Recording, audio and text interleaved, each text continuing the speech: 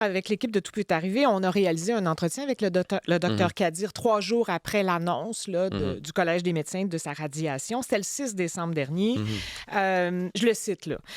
C'est pas parce qu'il n'y a pas de consensus qu'un médecin ne peut pas essayer des traitements.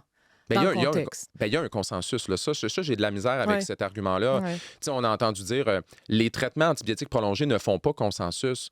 C'est pas qu'ils font pas consensus, là, c'est pas ça. Il y a un consensus scientifique international très solide sur la maladie de Lyme. On le connaît, on sait comment traiter la maladie de Lyme. Les antibiotiques prolongés ne font pas partie de ce consensus-là parce qu'à toutes les fois où que ça a été testé, c'était pas bon.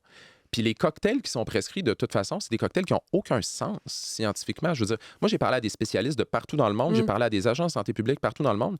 Tout le monde est épouvanté par les traitements, les cocktails antibiotiques, là, de 3, 4, 5 antibiotiques. Il n'y a aucun problème de santé où on prescrirait ça de toute façon. Fait que c'est pas qu'il n'y a pas de consensus, c'est que ça n'a même pas de logique en clinique. Je cite encore Amir Kadir à Tout peut arriver le 6 décembre dernier. Olivier Bernard se trompe. Malheureusement, Olivier Bernard est en retard de 2 générations. Il est en retard d'une pandémie. Malheureusement, je suis désolée de heurter une solidarité entre journalistes. Qu'est-ce qu'on répond à ça, Olivier?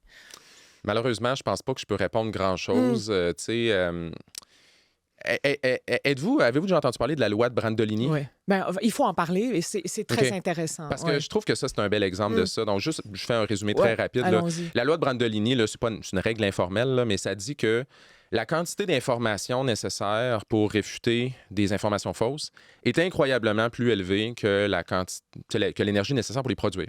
Autrement dit, de dire des choses qui sont inexactes, là, c'est facile. On peut dire ça dans une phrase, on peut dire 3, 4 choses qui sont pas vraies, on peut faire une avalanche d'informations puis dire plein de choses. Ça, c'est facile. Puis on n'a jamais besoin de prouver ce qui est. On n'a pas jamais besoin de prouver nos affirmations. Moi, comme je disais, j'ai passé 1 an et demi là-dessus. Je suis allé parler, je suis allé voir des chercheurs. J'ai même parlé à un des chercheurs qui a travaillé sur la bactérie de la maladie de Lyme depuis sa découverte dans les années 80. Là, puis lui, il est complètement épouvanté là, par toutes les histoires de Lyme chronique et tout ça. Donc, moi, je l'ai fait le travail. Là. Donc, tu sais, c'est facile de dire que je suis en retard de 2 décennies, mais si moi, je suis en retard de 2 décennies, c'est pas moi. Moi, j'ai interviewé plein de gens, j'ai fait toutes les recherches. Oui. C'est pas moi qui est en retard, là, ça serait toute la communauté scientifique qui est en retard de 20 ans. Toutes les agences de santé publique seraient en retard de 20 ans. C'est une affirmation qui est un peu étrange. Oui. Là.